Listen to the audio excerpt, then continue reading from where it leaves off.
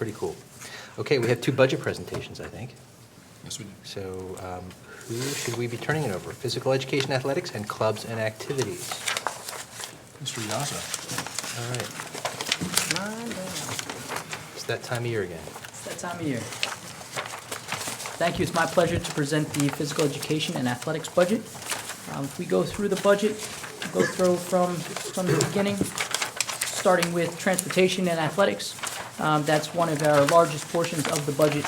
And as you go through, what we try to do is allocate enough funds for all of our teams, middle school or 8th grade through varsity level, to make it through their highest level of competition. Transportation has been a bit of a struggle this year, as we all know that. So if you see at the end of the transportation budget, we are actually asking for, or requesting a transportation increase. We've seen a struggle in the number of buses and drivers that we can get for events.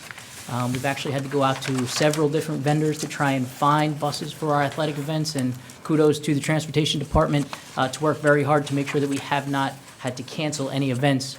So far, they work tirelessly to make sure that we do have buses and transportation for everybody to go, but the cost, it has increased since there has been a shortage in drivers.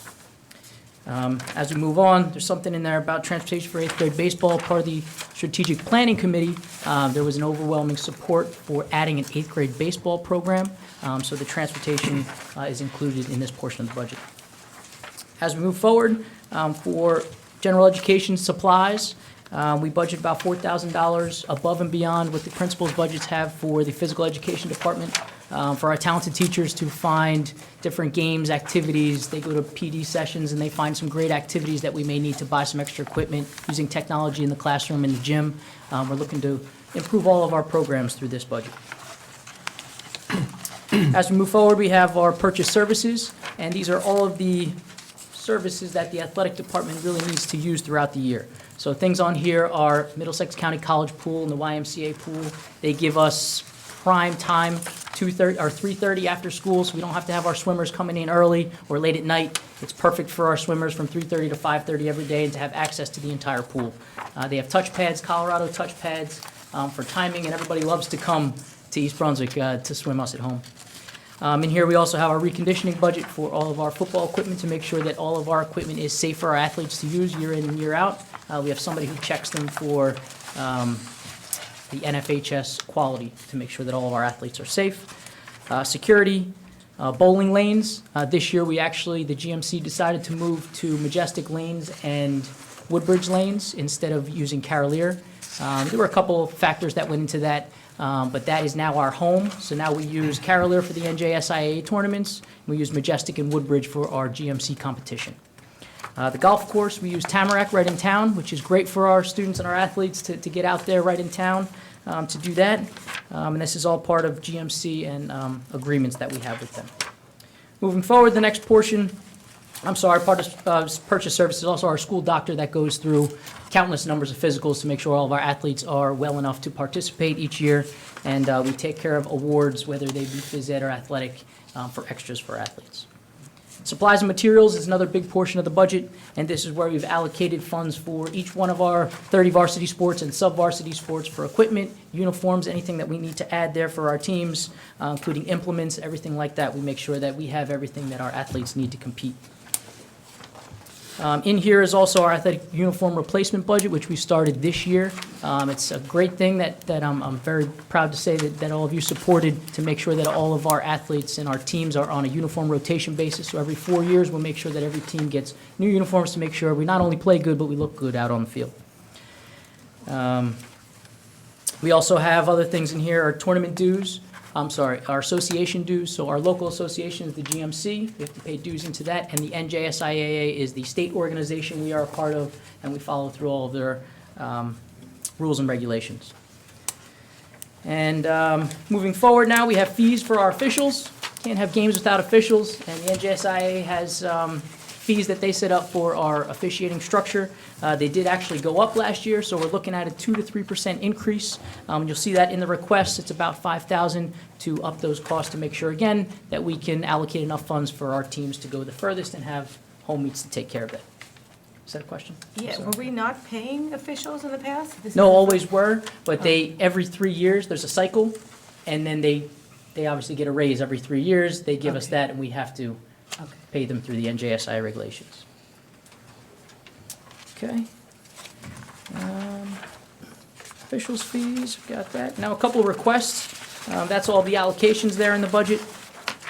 The first here is Department Chair for Phys Ed and Health. Just quickly, that was something to add more for our lower level grades, just to have a second set of eyes for our younger students and to really bear down on the curriculum to make sure that we're hitting all of our standards, where we need to be, have somebody down there to set up extra for students that aren't in the healthy fitness zone, maybe to make sure that they're in that area, and to have somebody down there dedicated to our elementary staff, I think could be beneficial to our students.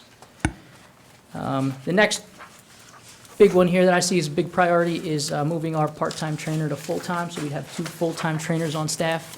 And really, we have grown as an athletic department, and to have 2 full-time people there for continuity with our athletes, to make sure that they're covered. It's great that we have a beautiful facility, everything is on campus, but we're spread out.